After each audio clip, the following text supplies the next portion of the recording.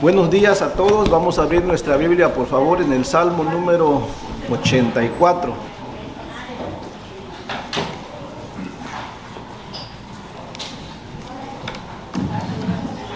Salmo número 84, por favor. Sean todos bienvenidos a este lugar. Esperamos en el Señor que usted venga con un espíritu dispuesto a adorar, ya sea a través de los himnos que se entonan, ya sea a través del servicio que damos en este lugar, ya sea a través de escuchar la exhortación del Señor, pero todo esto en realidad es un asunto de fe. Así es que espero que vengamos en ese espíritu de humildad. Salmo número 84, ¿lo tienen? Vamos a leer del verso 5 al verso 8. Verso 5 al verso 8. Le puse por título al mensaje de esta mañana: convirtiendo el valle de sequedad en fuentes. Los títulos a veces ayudan, ¿ok? A veces confunden, pero a veces ayudan. Convirtiendo el valle de sequedad en fuentes. Leamos entonces el verso 5 al verso 8. Dice así. Síganlo con su mirada, por favor, pero lean, síganlo con su mirada, con el deseo de que Dios hable a su vida, para que usted pueda agradar a Dios y para que Dios pueda darle sus bendiciones. Dice el verso 5: bienaventurado el hombre que tiene en ti sus fuerzas, en cuyo corazón están tus caminos. Atravesando el valle de lágrimas, lo cambian en fuente. Cuando la lluvia llena los estanques, irán de poder en poder, verán a Dios en Sión. Dice el verso 8: Jehová, Dios de los ejércitos, oye mi oración, escucha, oh Dios de Jacob. Y después dice Selah, con un espacio para meditar. Vamos a hacer una breve oración en que el Señor nos ayude a meditar en estos versículos del Salmo 84. Padre bendito, en el nombre de Jesucristo, damos gracias en primer lugar por la reunión de este día, por la iglesia, Señor, que tú has comprado a precio de sangre, que la has redimido, que la has santificado para ti, pero que ahora tú esperas que cada uno de nosotros queramos vivir para agradarte. Y como estamos en esta lucha también con la carne, Padre, te pedimos que nos ayudes, que nos enseñes por tu palabra, que por tu Espíritu Santo nos dirija, Señor, y que nosotros queramos seguir adelante hasta el día en que seamos llamados a tu presencia, cada uno de nosotros. Padre, ayúdanos, te necesitamos, te lo pedimos por Jesucristo. Amén. Convirtiendo el valle de sequedad en fuentes. Mira, lea conmigo el verso número 6, ahí en el Salmo 84. ¿Sí lo tienen? Dice así: atravesando el valle de lágrimas, lo cambian en fuente. Cuando la lluvia llena los estanques, irán de poder en poder, verán a Dios en Sión. Para entender mejor este verso, tendríamos que leer todo el Salmo 84, ¿no? Y aún leyendo todo el Salmo 84, como el Salmo 84 y todos los salmos están escritos de una manera poética, porque son cantos, a veces nos cuesta trabajo entender qué quiso decir el escritor, ¿cierto?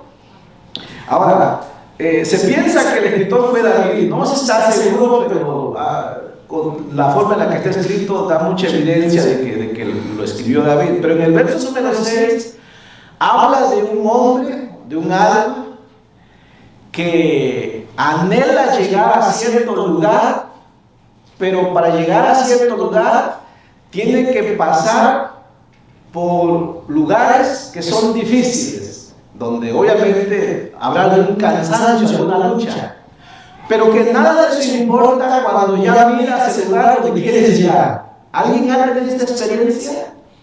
Miren, les voy a comentar, como forma de introducción, sobre lo que acabo de decir, lo que acabamos de leer en el verso 6. Veía yo un documental en las selvas amazónicas sobre unos niños, bueno, eran las niñas más bien. Una de ellas parece que tenía alrededor de 7, 8 años, la otra era un poco más pequeña, tal vez 6 años, pero ya iban a la escuela. Pero eran, ahí en la selva, tú sabes, ¿no?, que la mayoría son gente muy pobre. Ellas tenían que viajar de su casa a la escuela, más o menos unas 3 horas de viaje. Más o menos eran 2 viajes rumbo de la casa a la escuela. Primeramente tomaban una canoa hecha a mano, así bien rústica, que por cierto ya de tanto usar, no sé cuántas generaciones la habrán usado, pero ya tenía muchos agujeros. Así es que para poder ir a la escuela tenían que ir las dos. Una sola no podía ir, porque una remaba, y mientras una remaba, la otra niña iba sacando el agua, ¿no?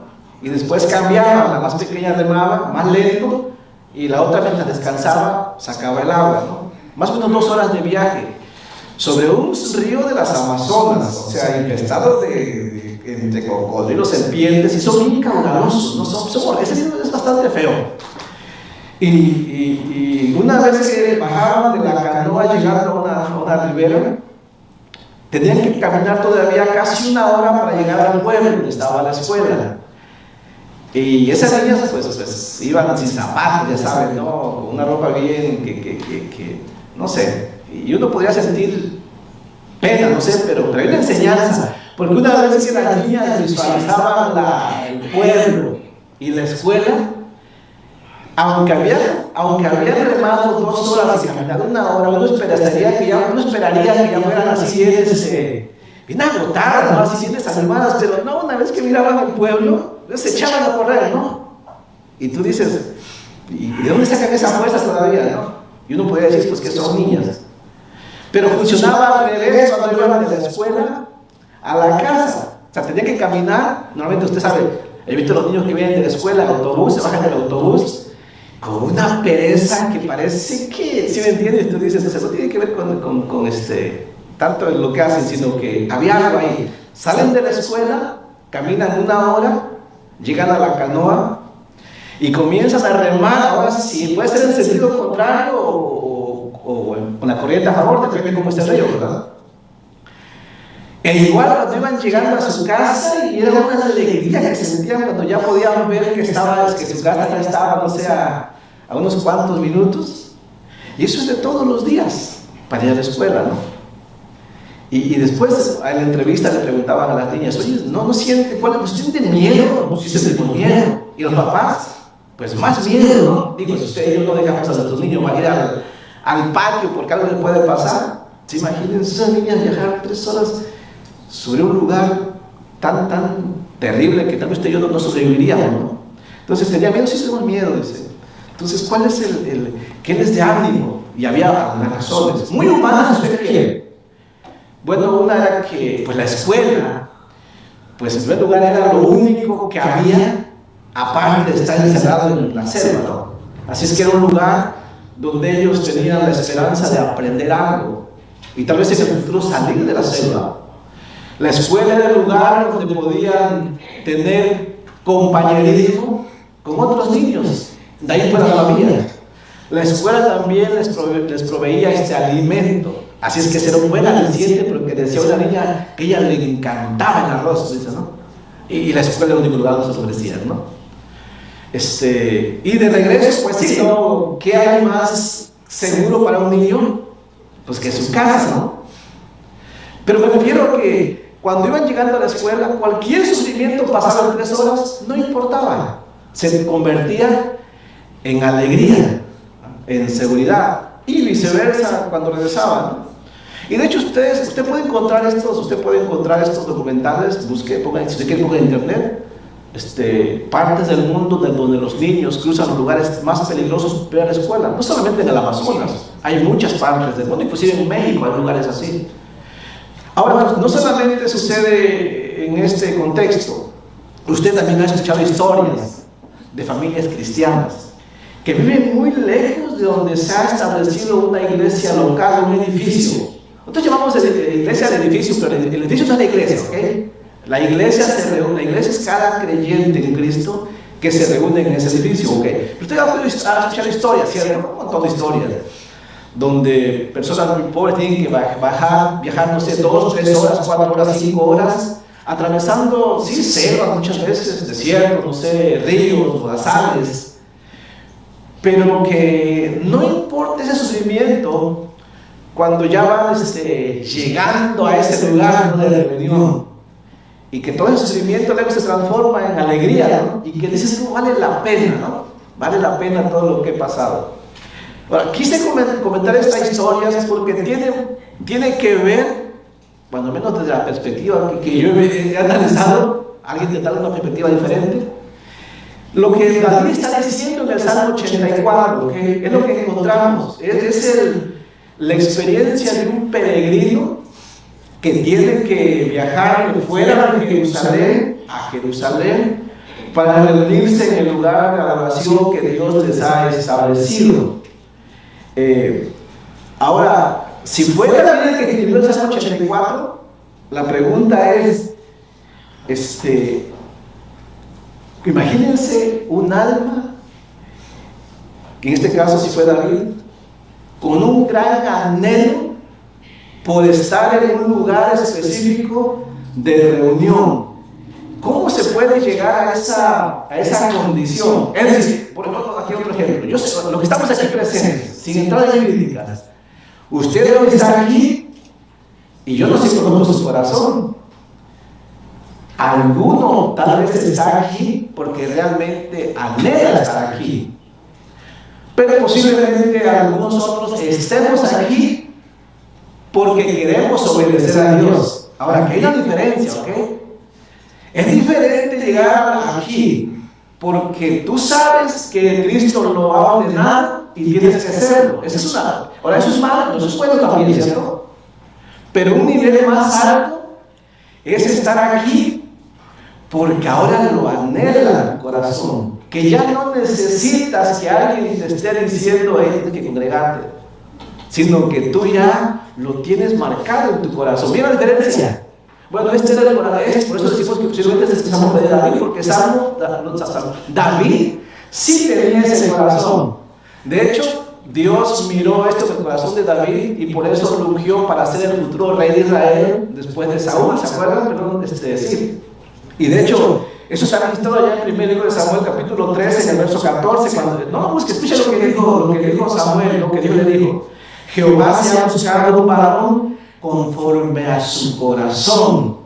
Ahora, David estaba en ese proceso, que no es que David ya realmente era un hombre que anhelaba hasta ahí, era un jovencito cuando fue ungido, pero que Dios miró que llegaría el día en que David realmente sería un adorador fiel, ¿ok? Ahora, pasaron muchas cosas, ¿ok? Si usted hoy dice, hermano, pero yo soy de los que están aquí por obediencia, no tanto porque lo anhele en mi corazón todavía. Hay que entender esto, que cuando somos salvados, convertidos a Cristo, no todas las cosas vienen de inmediato. No es una vez que soy salvo, la nosotros escuchamos una oración, pero no es lo que está en la Biblia. Uno te podrá decir, es que si ya eres salvo, tienes que anhelar las cosas de Dios. Eso no es cierto. Muchos de los que somos salvos ni entendemos, ni hemos experimentado de nuestra carne, quiere nada con el Señor, ¿cierto? Comienza con un aprendizaje. Es Dios que comienza obrando en tu vida, ¿ok? Y mientras más permitas que Dios, o mientras más obedezcas, más Dios va a ir obrando en tu vida. De hecho, yo quise comparar este cambio que pasa un hombre de hacer las cosas por obediencia a hacerlas por anhelo.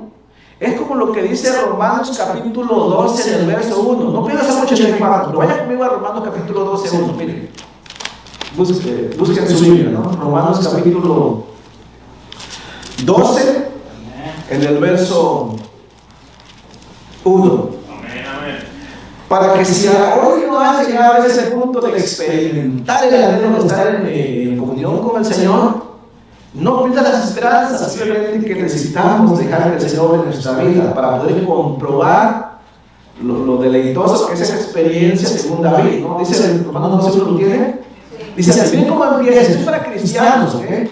Para aquellos que han conocido la salvación, que ya son salvos, pero que están en ese camino de avanzar a la madurez. Es así.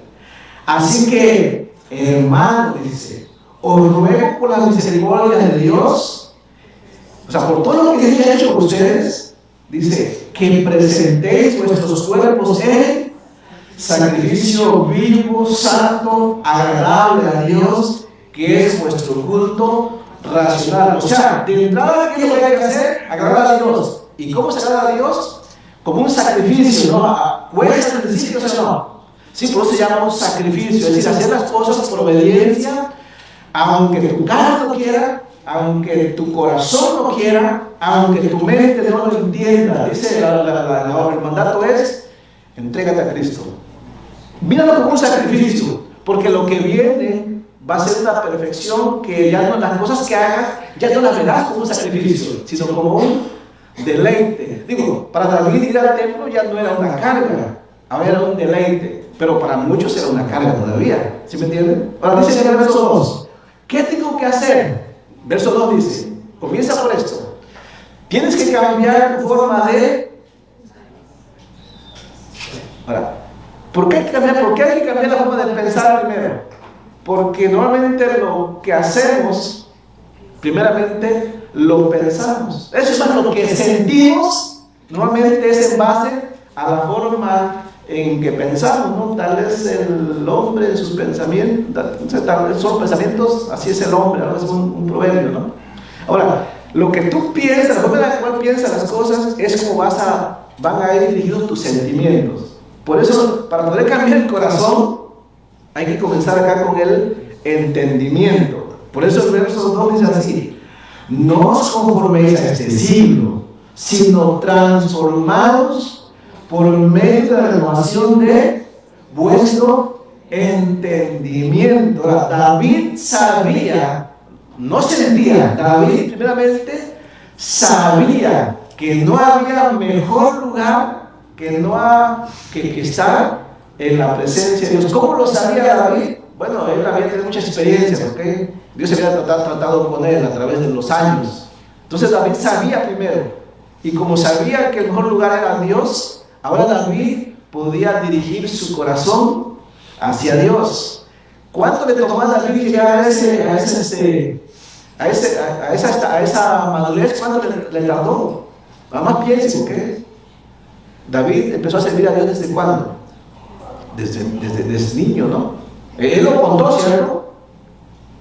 Antes de que Dios me llamara, yo cuidaba ovejas, ¿se acuerdan? Y venía el león, dice, llegó una ocasión, se robó una oveja, yo lo agarré, dice, y lo maté, ¿no? En otra ocasión, dice, fue un oso, también yo le seguí y lo maté, ¿no? Y después vino Goliat, y después vino la persecución de Saúl, que lo quiso matar. Y en todos estos eventos Dios estaba perfeccionando la fe de David. Su mente estaba siendo renovada, ¿cierto? Hasta el punto en que realmente el corazón de David era de Dios. Un hombre conforme a mi corazón, dijo Dios. Pero todo comenzó, primero, obviamente con la salvación. Después, con comenzar a obedecer a Dios, aunque le costara la vida a David. David nunca le negó a Dios, ¿no? Como hizo Saúl, ¿cierto? Está dispuesto a aprender de Dios. Y ahora sí, como dice en el verso al final, dice, para que comprobéis cuál sea la buena voluntad de Dios, agradable. O sea que David ya estaba en ese punto de que él realmente sí entendía, sí miraba la gloria de Dios en cada acto de su vida. O sea, David entendía estas cosas. O sea, David no podía ver a Dios directamente así, ¿okay? David no le miraba a Dios así físicamente, pero David llegó al punto de que miraba a Dios en cualquier aspecto de su vida. Esto es como decir, miro la gloria de Dios en mi vida, ¿no? Ahora, ¿quién ha visto a Dios físicamente aquí? Pero no le ha visto a Dios cuando en medio de la enfermedad le levanta, cuando ayuda a sus hijos, cuando le suple un trabajo, cuando le da de comer, cuando, no sé, no mira a Dios. Bueno, solamente aquellos que realmente han empezado a madurar, porque se han comprometido con el Señor, pueden mirar la gloria de Dios en eso. Por eso después ustedes dicen, me vengo el día de hoy para dar gracias a Dios. Pero el que no mira la gloria de Dios, es que no ha madurado, ¿no?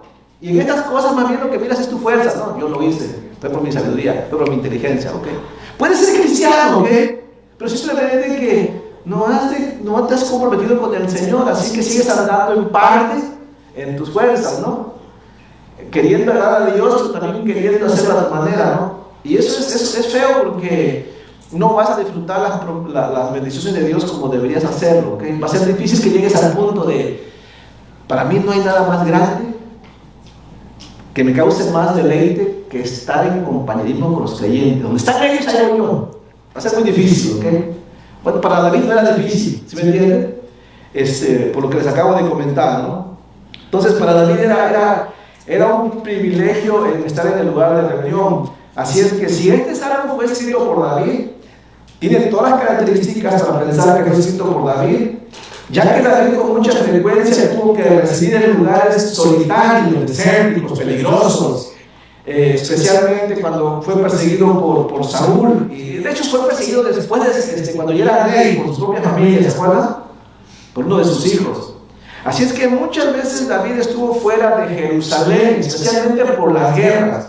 Y fue en esos días que David muchas veces anheló estar en Jerusalén para poder estar en aquel lugar donde Dios les había ordenado que se reunieran a hacer sacrificios.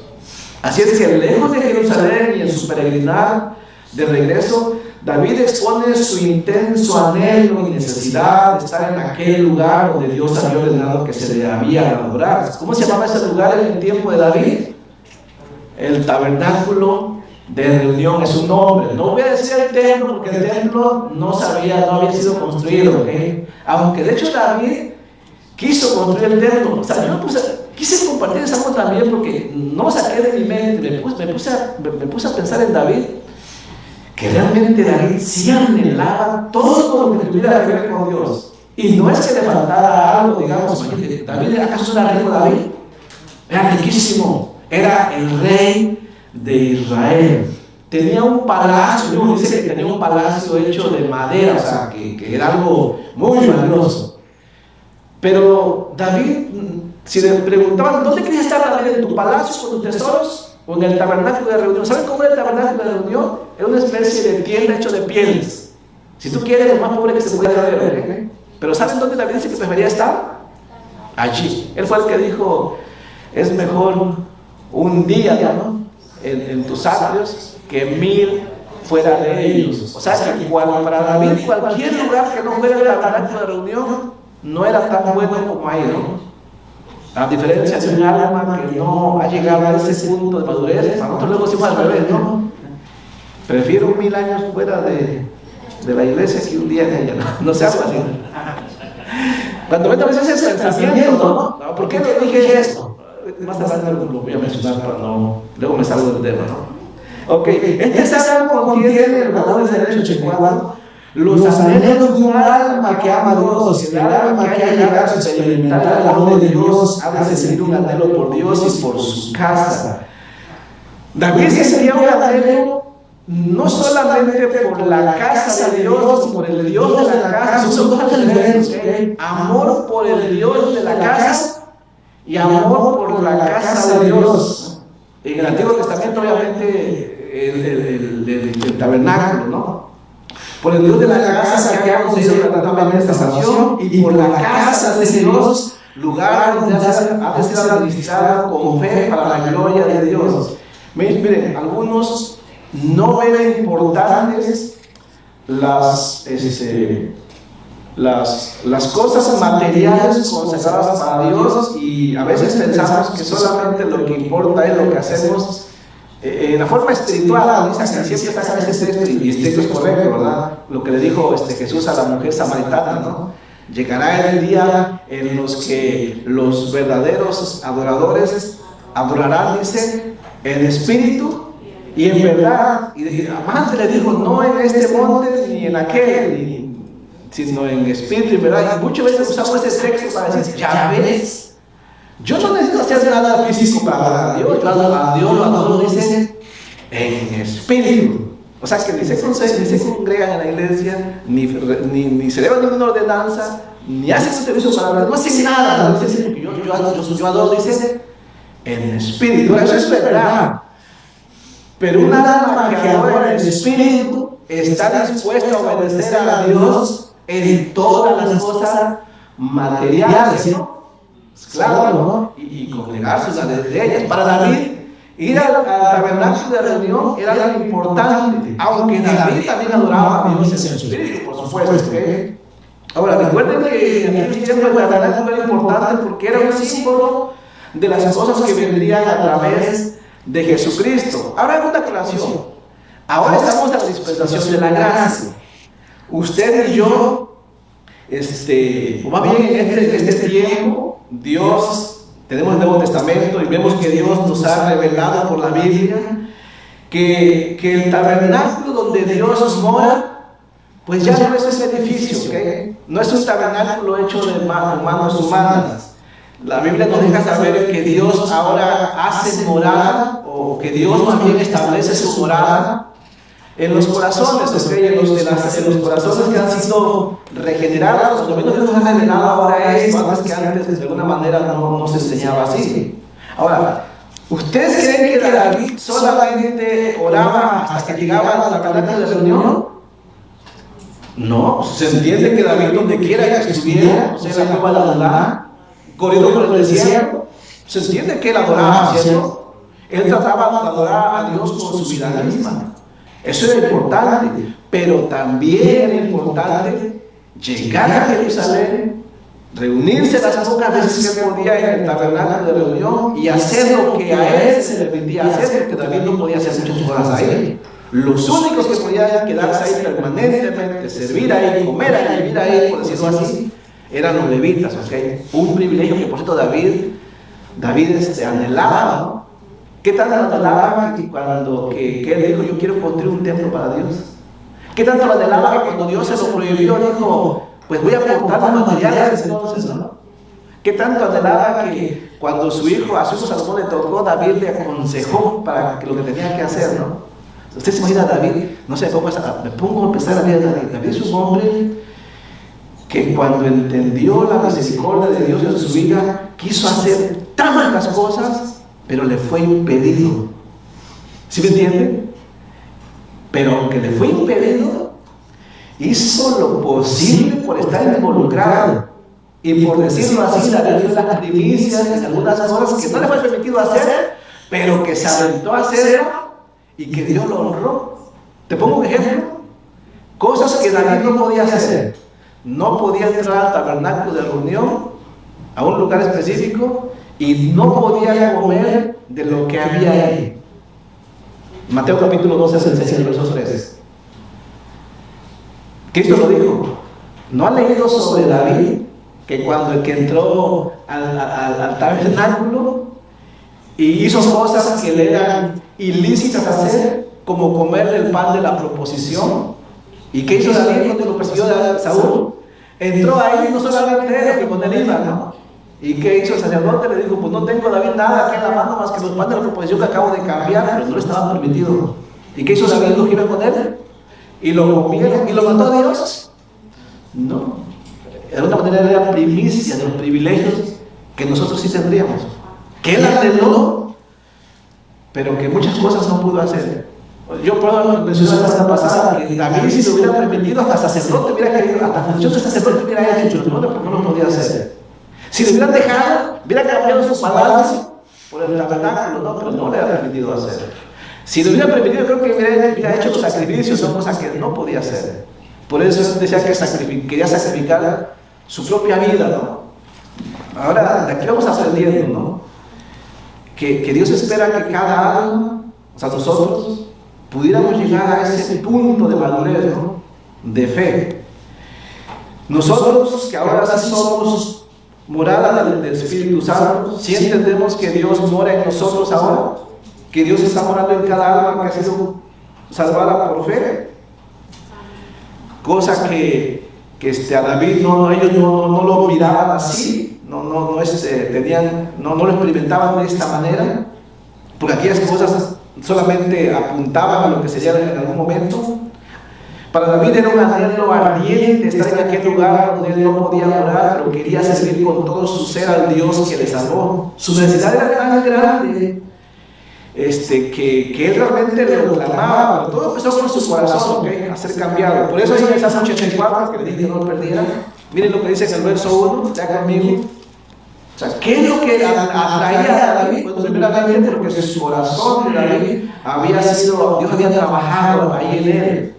Y David se había dejado moldear, porque Dios trabajó con David en su mente y después, obviamente, esto influyó en su corazón, en sus sentimientos. Sus sentimientos de David ahora era estar ahí en ese lugar. Dice ahí en el verso 1, dijo David, cuán amables, es una forma de decir cuánto amo, ¿verdad?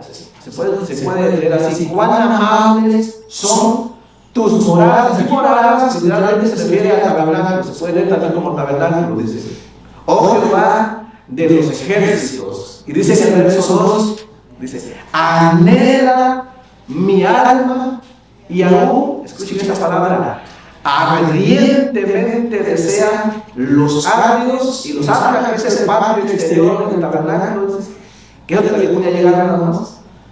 Los atrios de Jehová, mi corazón y mi carne cantan al Dios vivo. Normalmente, ¿se acuerdan? Pablo llegó a esta experiencia, ¿se acuerdan? Pero Pablo al principio, ¿se acuerdan? Él dijo, con mi espíritu quiero servir a Dios, pero veo otra ley, ¿no? En mi miembro, la cual me lleva a hacer lo que no agrada a Dios, al pecado, ¿no? Sí, es una lucha, pero sí se puede. Aquí hay una evidencia que sí se puede llegar a ese punto de que esta carne, este corazón, anhele las cosas de Dios, como lo hizo David, ¿no? De hecho, David, no lo busque, escúchelo, fue el que también en el Salmo 27.4 escribió así. En el Salmo 27.4 David escribió, una cosa he demandado a Jehová, solo una cosa, dice David. O sea, hablando de decisiones, dice David, solo una cosa he pedido, esta voy a buscar, esta voy a enfocar, que esté yo en la casa de Jehová todos los días de mi vida, para contemplar su hermosura, la hermosura de Jehová, e inquirir en su templo. Ahora, David podía estar literalmente toda su vida en el tabernáculo. No, obviamente no podía estar ahí, pero obviamente en su espíritu, en su comunión con Dios, sí podía, ¿ok? Entonces, son cosas que hay que analizar, ¿no? Dice aún en el Salmo 42.1, lo voy a leer, no lo busqué, escuché como en el Salmo 42.1, el corazón de David también, en ese anhelo que tenía, lo quise poner porque no se me imagino David teniendo esta necesidad, como dice el Salmo 42.1, como el ciervo brama por las corrientes de las aguas, así clama por ti, oh Dios, el alma mía. Así es que sí fue importante para David adorar a Dios también en los lugares específicos que Dios les había establecido. Todos los que hemos sido regenerados y salvados somos templo del Espíritu Santo, por supuesto. Y podemos y debemos usar nuestro cuerpo, espíritu y alma, así como David, para adorar a Dios. No solamente en nuestro cuerpo, alma y espíritu, sino también en cualquier lugar, en cualquier mandato que Dios nos haya trazado, en cualquier ordenanza. Esto también es cierto. Es cierto que Cristo nos ha llamado a servirle, a escucharle, a adorarle en un lugar específico, donde se reúne todo el cuerpo, que es la iglesia, para edificarnos juntos, mientras esperamos reunirnos con el Señor en el cielo. O sea, es una verdad que nosotros tenemos ordenanzas de Cristo para servirle en lugares y formas específicos. De hecho, cuando leemos el Nuevo Testamento, usted ve que algunas cartas van dirigidas a la iglesia. No son cartas personales, son cartas a la iglesia. Cuando hablan de la iglesia, habla de un grupo de creyentes reunidos en un lugar específico. Ahora, esto era importante también y debería de darse, ¿no? De hecho, escuchen como lo que dijo Pablo en Hebreos 22. Vamos a considerar que Hebreos fue escrito por Pablo también. Dice Hebreos 22, acerquémonos con corazón sincero en plena certidumbre de fe, purificados los corazones de mala conciencia y lavados los cuerpos con agua pura, mantengámonos firmes sin fluctuar la profesión de nuestra esperanza, porque fiel es el que prometió, dice, y considerémonos unos a otros para estimularnos al amor y las buenas obras. ¿Cómo? ¿En qué contexto? Enseguida dice, no dejando de congregarnos como algunos tienen por costumbre, sino exhortándonos, dice, y tanto más cuando veáis que aquel día se acerca. Para la iglesia del primer siglo, congregarse era algo importante. O sea, no solamente adorar a Dios con nuestro cuerpo, alma y espíritu, sino también congregarse y servir a Dios con la iglesia como un cuerpo. Era también una forma de adorar a Dios en comunidad. Dios aprobó esto, los apóstoles estuvieron de acuerdo. No sé, algunos se han preguntado esto. Pues yo voy cada domingo a la iglesia, pero no veo en qué me beneficie. Es más, cada que voy a la iglesia es algo peor. ¿Alguno tiene este pensamiento? Yo sé que sí. No necesito ser Dios para saberlo, ¿okay? Porque yo también lo llegué a experimentar, y a veces lo experimento, ¿no? Pero me acuerdo de la Biblia, ¿no? Es un asunto de fe. Cada que te congregas es un asunto de fe. Simplemente cuando has decidido venir, es porque estás creyendo que Cristo lo ha ordenado. Es un asunto de fe. Cada vez que abres tus oídos, que los abres, porque a veces tenemos los oídos cerrados. Cada vez que sí los abres, aunque estés aquí, ¿por qué digo esto que los abres? Porque a veces estamos aquí pero con los oídos cerrados, ¿no? No hay que abrirlos. Cada vez que los abres para escuchar la predicación o el que esté hablando, eso es un asunto de fe porque estás creyendo que es Dios hablando. ¿Sí me entienden? Es más, cada vez que aportas algo económicamente para la iglesia, es un asunto de fe. Estás creyendo que Dios lo ordenó y que seguramente es útil para la obra. Cada vez que estás aquí y tienes que convivir con los demás cristianos, es un asunto de fe, porque normalmente nosotros no queremos tolerar a las demás personas, pero si tú lo haces, estás creyendo que algo bueno vas a ver ahí. ¿Ven cómo es un asunto de fe? Cada cosa que haces es un asunto de fe, solamente que a veces no lo miramos así. ¿Por qué? Bueno, porque nuestra mente no está siendo renovada y tú no te dejas, yo no me dejo. Y como mi mente no es transformada, mis sentimientos no cambian. Y si tengo los mismos sentimientos de antes, ¿cuál es el sentimiento? Pues no querer congregarme, ¿no? Entonces es un proceso, ¿okay? Pero Pablo hace un llamado a cambiar la forma de pensar, para que el corazón cambie también y para que disfrutemos el congregarnos. La iglesia del primer siglo nos deja este ejemplo. Ellos que tuvieron esta enseñanza directamente de los apóstoles, que lo tuvieron directamente de Cristo.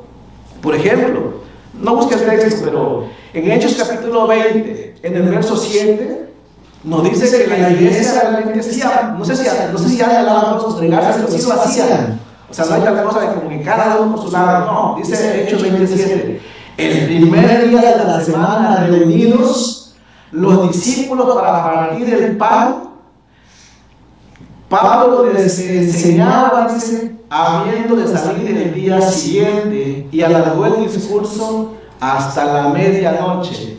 Ahora, el día en que te reúnas, eso no importa, porque en la Biblia no vamos a entrar en detalles, porque algunos dicen que tiene que ser sábado. No importa el día, hay iglesias que se reúnen el domingo, que es el primer día de la semana, algunas el sábado, algunas el viernes, otras el jueves, otras el miércoles, eso no importa, ¿ok? Pero sí había un lugar específico, un tiempo específico de reunión, sí lo había, ¿ok? Esto es correcto.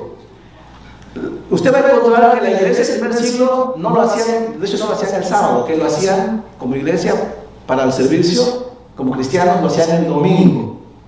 Y dice ahí que aquí tengo un ejemplo, ¿no? Dice que ese día Pablo estaba a punto de partir ya de esa iglesia. Dice que les predicó, dice, porque había de salir al siguiente día y alargó el discurso hasta la medianoche. Entonces, ¿qué día se reunía la iglesia ahí? El primer día de la semana. ¿Cuándo era el primer día de la semana? ¿Cuál era el primer día de la semana? El primer día de la semana es el domingo, según el calendario judío también, ¿ok? ¿Significa que Pablo comenzó a predicar desde las 8 de la mañana y se alargó hasta la medianoche? No, recuerden que el calendario, o más bien el calendario hebreo, o la forma que los judíos manejan el calendario no es como el nuestro. Para el judío el primer día de la semana es el domingo, pero comienza el sábado al oscurecer. ¿Okay? Entonces ellos se reunían una vez que se metía el sol, ¿no? Y si el sol se metió hasta las 7 de la tarde, oscureció y comenzaba el día sábado. ¿Okay? Sigue que Pablo comenzó a predicar como a las 7 y se extendió hasta la medianoche, que serían las 12. ¿Cuánto tiempo predicó Pablo? 7, 8, 9, 10, sí, se predicó 5 horitas, hace un buen tiempo. Pero no es eso, no es que comenzó a predicar el día a 7 de la mañana y predicó todo el día a las 12 horas y después 5 horas más, no funciona así. Pero se reunía la iglesia, ¿sí o no? Sí, se reunía, okay. Como dice en 1 Corintios capítulo 16, en el verso 2, lo voy a leer, dice así: cada primer día de la semana, otra vez, no solamente la iglesia de Éfeso, también la iglesia de Corintios, cada primer día de la semana, cada uno de nosotros ponga algo aparte, dice Pablo, según haya prosperado, guardándolo para que cuando yo llegue no se recojan entonces ofrendas. Aún era importante para el asunto de la economía, ¿no? Pablo dice, ustedes se reúnen cada primer día de semana. Ahí cuando se reúnen, cuando cumplan con sus obligaciones, Pablo hay aparte tiene algo para la ofrenda que quieren dar para Jerusalén, ¿no? Para que cuando yo vaya no tengan que recoger, ¿no? Si era importante o no. Si no, ¿cómo lo haríamos, no? Es importante la reunión, por eso Cristo dijo, no dejando de congregarse, ¿no? ¿Has considerado lo importante que es la palabra de Dios reunido con toda la iglesia en un lugar específico? ¿Lo has meditado cuando te sientes desanimado? Lo importante que es. O sea, para David era importantísimo reunirse con el pueblo en Jerusalén, en el tabernáculo.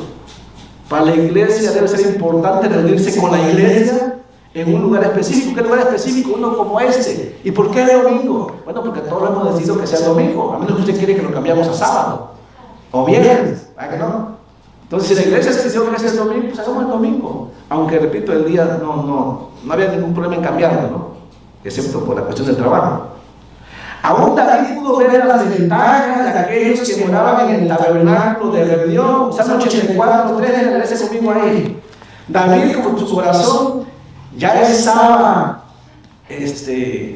pues entregado a Dios realmente. David podía mirar todos los beneficios de estar ahí en el tabernáculo de reunión y que él no podía tener, como cuál, dice el verso 4, lo tiene conmigo, lea conmigo, 84, 4, dice así: bienaventurado, dice, no, el verso 3, dice, aún el gorrión haya casa y la golondrina nido para sí, donde ponga sus polluelos cerca de tus altares, oh Jehová de los ejércitos, Rey mío y Dios mío. O sea, maestro David nos está diciendo que aún él, por decirlo así, pues si de alguna manera está diciendo que envidiaba, por decirlo así, no usa esa palabra, a lo mejor no es la más correcta, pero él podía ver como un privilegio que aún las aves, ciertas aves, tenían casa ahí. Que aún ciertas aves podían poner su nido ahí, que aún ciertas aves podían criar sus hijos ahí. Es como si David dijera, no es posible que aún los pájaros tengan este privilegio que yo no tengo.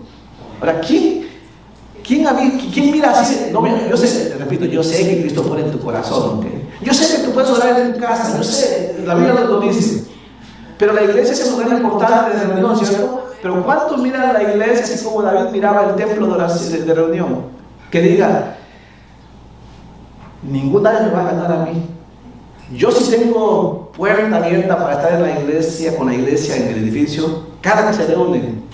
Usted no tiene que estar celoso de las aves, porque usted tiene privilegio de entrar. David no lo tenía, ¿ok? Pero ¿quién puede decir eso, no? Para mí no hay mayor privilegio que reunirme con la iglesia cada día de reunión. ¿Sí me entienden? Es algo que nosotros luego no estamos analizando, estamos pasando por alto, ¿no? No solamente David miraba a las aves que tenían un mayor privilegio que él, David miraba a las mismas personas que moraban allí, dice el verso número 4. ¿Lo tienen? Dice, bienaventurados los que habitan en tu casa perpetuamente, te alabarán. ¿A quién se refiere aquí David? Bienaventurados los que habitan en tu casa perpetuamente te alabarán. ¿Quiénes hacían esto? Los únicos que habitaban, la palabra habitaban, literalmente reside ahí. Y los únicos que adoraban perpetuamente, pues era la tribu de Leví, que tenía ese trabajo encargado, ¿no? Y David lo ve como una bienaventuranza, ¿no? La palabra bienaventurado significa doblemente gozoso, doblemente dichoso aquel. En el caso de David, los que podían estar en el tabernáculo de reunión, alabando todo el tiempo. No hay tiempo para explicarlo, pero en el libro de Crónicas, creo que en el capítulo 22, 25, se enseña la forma en la cual la alabanza se instituyó en el tabernáculo, ¿no? Y que se pusieron cantores.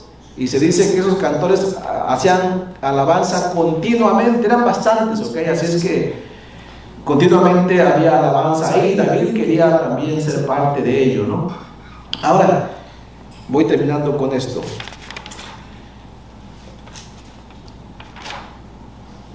Dice ahí en Salmo 84, en el verso 5, ¿no? ¿Lo tiene ahí conmigo? Dice en el verso 5, bienaventurado el hombre que tiene en ti sus fuerzas, en cuyo corazón están tus caminos, atravesando el valle de lágrimas, cambian en fuente, cuando la lluvia llena los estanques, irán de poder en poder, verán a Dios en Sión. David entonces anhelaba estar en ese lugar y no le importó atravesar cualquier dificultad para llegar a ese lugar. Y aunque debió haberse sentido cansado en el camino, cuando miró que el templo estaba cerca, lo más seguro es que se cobró fuerzas, cobró ánimos, y cualquier dificultad se convirtió en gozo. Esta es una enseñanza, ¿ok? Miren, ¿quién no enfrenta dificultades para tener un tiempo de comunión con el Señor? ¿Quién no enfrenta dificultades? Si usted está en su casa y de repente siente, no es que sienta, porque a veces nuestro corazón no quiere nada, ¿no? A veces sabe que tiene que clamar a Dios por su necesidad, de repente lo quiere hacer y vienen las dificultades, ¿no? Se acuerda de que alguien le hizo mal y ese conocimiento que lo que lleva a adorar se convirtió en un impedimento, ¿no? Y se aira, y después esa ira que ahora siente le quita todo deseo de orar, ¿no? Un día de repente sabe que tiene que congregarse, está en la casa, y de repente alguien viene, no sé por qué ese día llegó alguien y ya le fue un estorbo, ¿no? Tal vez fue la salud que le faltó, no sé, pero hay muchos impedimentos, ¿cierto? Hay muchos impedimentos. Lo que David nos trata de decir es de que hay impedimentos en la vida de cualquier creyente. Hay impedimentos para evitar que te congregues en un lugar específico. Hay impedimentos para que usted estudie la Biblia. Hay impedimentos para que usted ore. Siempre hay impedimentos. David lo expone de una forma simbólica como un valle de lágrimas, ¿sí? Literalmente significa valle de vaca. Lágrimas, lo pusieron lágrimas, pero en hebreo significa vaca con B grande, no con B chiquita, con B de burro. Vaca con B de burro, ¿sí? Vaca significa un lugar desértico, un lugar sin gozo, un lugar de sequedad. O sea, David dice que atravesando el valle de sequedad, atravesando el valle de dolor, si lo atraviesas porque quieres llegar a un lugar específico, ese dolor, esa sequedad van a ser convertidas en alegría, en fuerza. Pero hay que atravesar ese valle. El problema es que nosotros muchas veces no queremos atravesar ese valle, ¿ok? Y por eso no disfrutamos de las bendiciones de Dios. No sé, míralo de esta manera.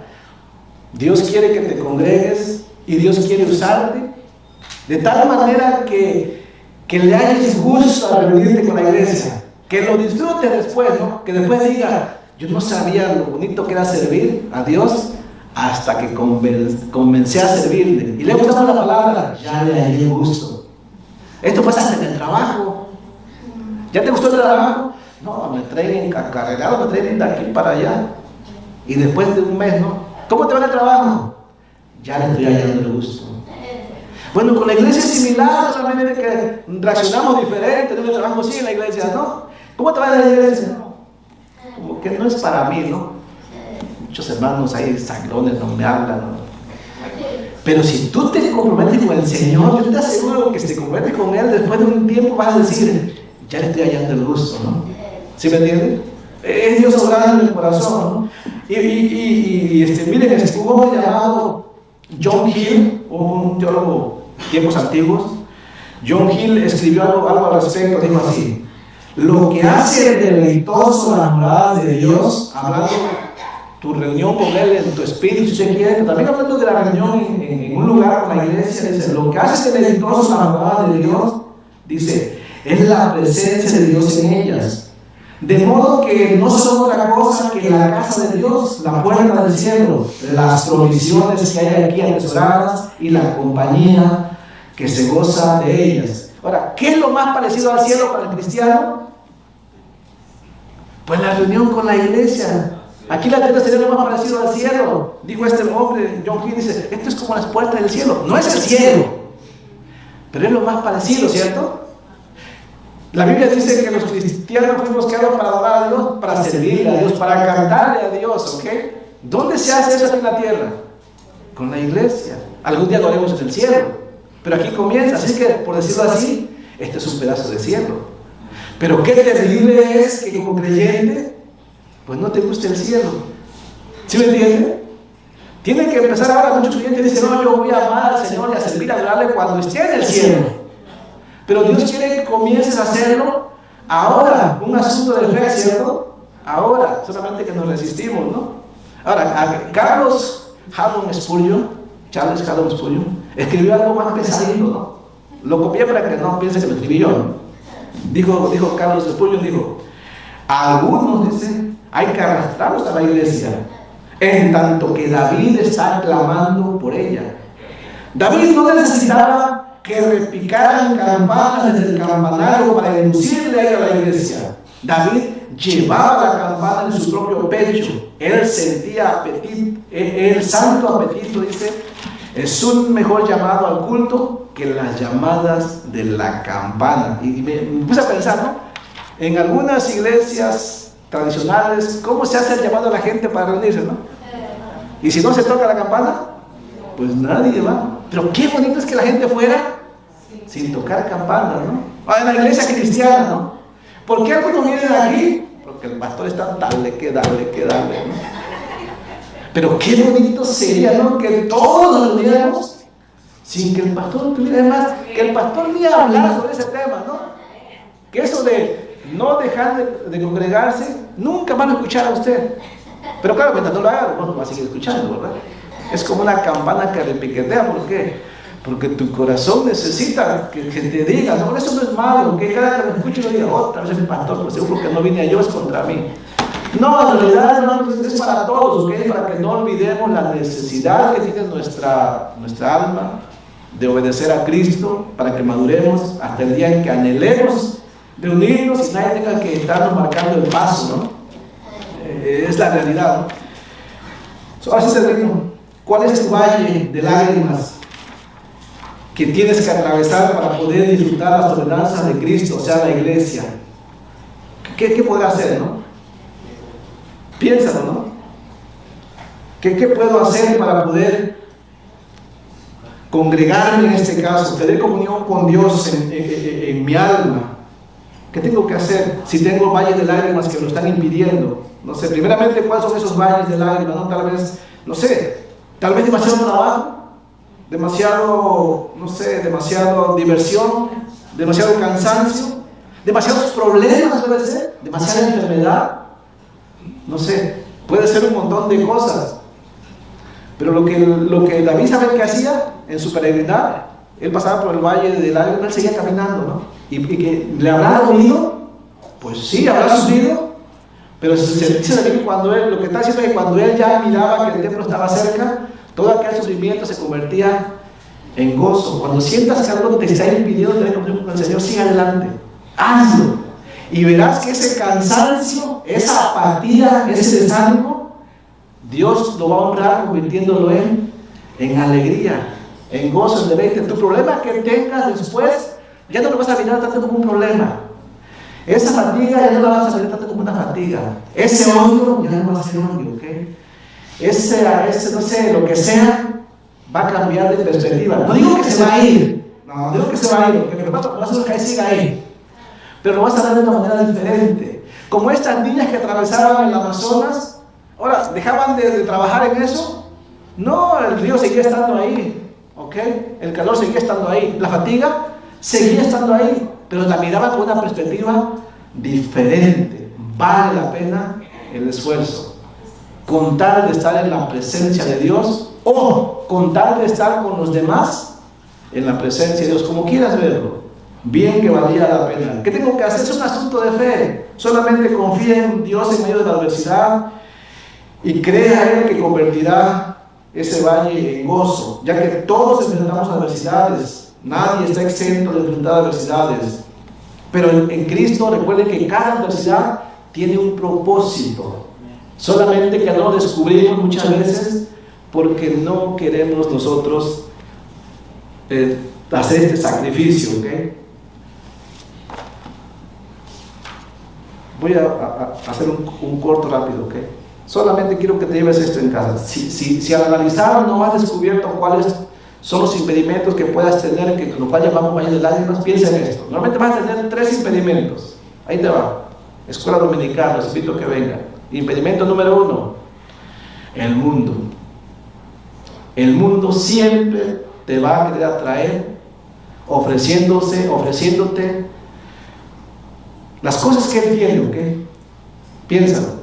Muchas veces no nos reunimos, no nos congregamos porque estamos ocupados con el mundo, porque pensamos que lo que el mundo ofrece es importante, tan importante que a veces es más importante que reunirnos con la iglesia, aunque sabemos que Cristo lo mandó. ¿Sí me entienden?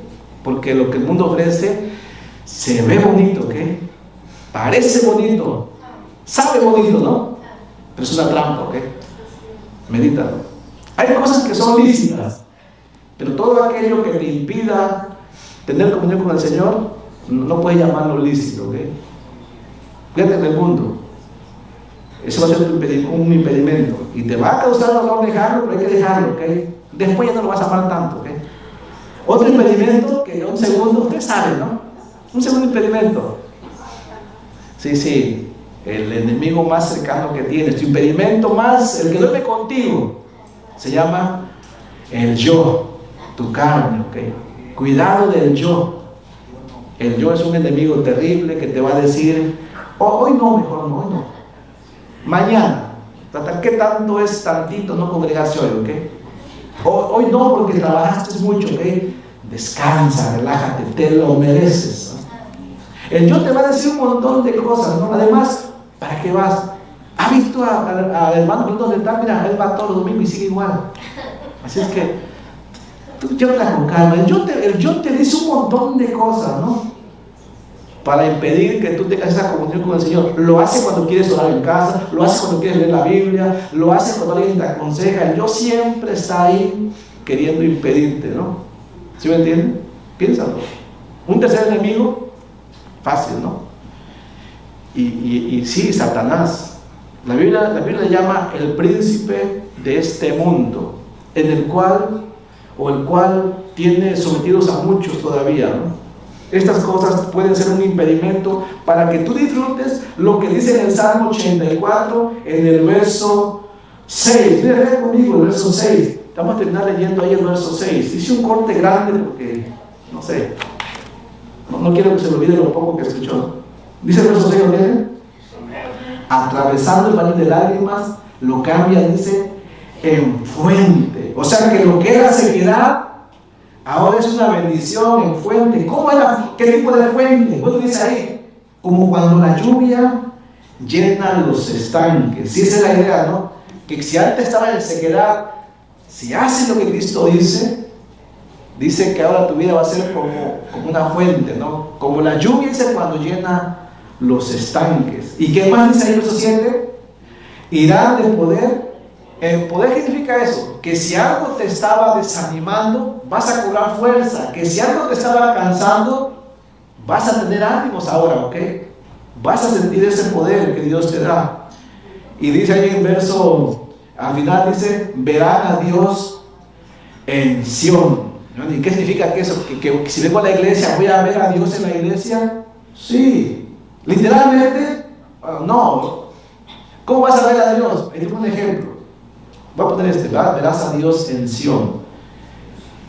¿Sí vio usted estos niños que pasaron en la mañana? ¿Usted no ve a Dios ahí? O sea, ¿no ve a Dios obrando en esos niños? O sea, ¿cuántos niños en este momento, en el mundo, niños de esa edad, están haciendo cosas que a usted tal vez, usted y yo siendo malvados nunca las hicimos? ¿Cuántos niños de esa edad están en casa, maldicen a sus papás? O sea, hacen cosas que usted no sé, ni hemos imaginado tal vez. Pero como usted ha decidido llegar a un lugar como este, traer a sus niños, usted comienza a trabajar de tal manera que, obedeciendo a Dios, ahora Dios obra en el corazón de ellos. Y miramos a Hadassah y a Abigail. Y usted dice, pero nada más se pararon ahí. Sí, pero yo me acuerdo de Lulú, que hacía lo mismo, que solamente se paraba ahí y no decía nada, ¿verdad?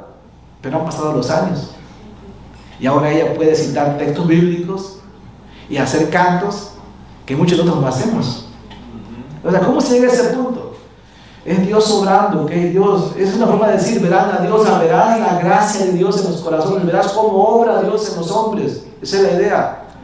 Pero dice, cuando pases en el valle de lágrimas, irás de poder en poder, de gloria en gloria, dicen otros textos, ¿no? Irás hacia adelante, ¿ok? Y realmente experimentarás lo que es el amor de Dios. Caso contrario, no veremos esto si usted y yo simplemente no anhelamos las cosas de Dios. Piénsalo, la próxima vez que usted no sienta aprecio por las cosas de Dios, hablando de la iglesia para congregarse, hablando del estudio, del orar, piénselo, ¿ok? De lo que usted se puede estar perdiendo, de las cosas que no tendrá, porque simplemente no ha aprendido a apreciarlas. David no era el caso, ¿ok? Yo le invito a que oremos juntos, que pidamos a Dios que nos ayude. Vamos a pedir que el Señor nos ayude a poder escoger lo correcto, como lo hizo David. Dice ahí en el verso 10, porque mejor es un día en tus atrios que 1000 fuera de ellos. Dice David, escogería antes estar en la puerta de la casa de Dios que habitar en las moradas de maldad. ¿Qué escoge usted? David escogió, yo tengo que escoger también. Vamos a pedir que el Señor nos ayude a escoger. Padre bendito, en el nombre de Jesucristo, gracias por la reunión de esta mañana. Padre, cada uno de nosotros, los que hemos sido salvados, Señor, somos llamados, somos exhortados a amar las cosas que pertenecen a lo celestial, a apreciarlas, Señor, así como lo hacía David. Pero Padre, reconocemos que muchos de nosotros no hemos llegado todavía a esa posición, a esa madurez en fe, pero sabemos que sí es posible. Padre, ayúdanos cambiando nuestra mente, por favor. Ayúdanos que queramos comprometernos. Padre, ayúdanos a que podamos nosotros no venir a un lugar como este mirando como una carga, sino como un privilegio, Señor. Padre, ayúdanos a mirar tu gloria, cómo obras en cada alma, en cada niño, Señor, en cada hombre que ha sido regenerado y que ahora tiene una vida diferente, Señor. Ayúdanos a que lo apreciemos. Padre, ayúdanos a que estemos dispuestos a enfrentar las circunstancias adversas de esta vida con gozo, con fe, que no sean un impedimento, Señor, para hacer lo que tenemos que hacer. Padre, ayúdanos. Padre, ayúdanos a escoger correctamente. Señor, ayúdanos que el día de hoy, los que hemos tenido conflictos, queramos tomar una decisión, la decisión correcta, que sea escoger estar, Señor, cuando menos en la puerta de tus atrios, para adorarte, Señor, para servirte. Padre, ayúdanos para que queramos poner o influenciar a nuestros hijos con este tipo de fe también, Señor. Gracias por esta nueva oportunidad que tenemos el día de hoy. Y Padre, si alguna persona que está en este lugar no conoce lo que es la salvación, te pedimos que le ayudes para que ella lo entienda, para que tenga fe en Jesucristo que murió por nuestros pecados y que pueda ser parte de este pueblo que tiene como propósito también anhelar las cosas que te pertenecen a ti. Gracias en Jesucristo. Amén. Dios les bendiga, mis hermanos. Casi terminamos, unos minutos.